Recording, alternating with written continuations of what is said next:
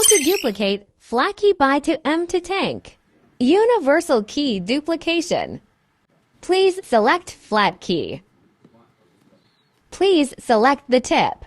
It means the key is located by tip. And then install the key depending on the guiding picture. Please use stoppers to help locate the keys on the machine. Pay attention. Close to the first line. Remove the stopper. And then tighten the knob.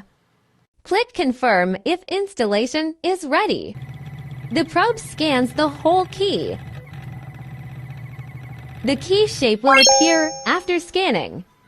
Find the proper key blank. Pay attention to detailed installation. First, input the stopper. Second, keep the key horizontal. Third, close to the first line. The fourth, tighten the knob. The fifth, use the tool to tighten the key that is better. If it is ready, click Cut.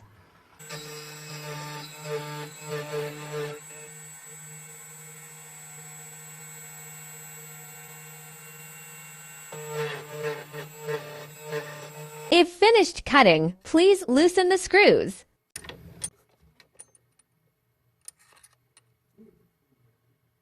Compare the cut key with the original key. Try the lock-on.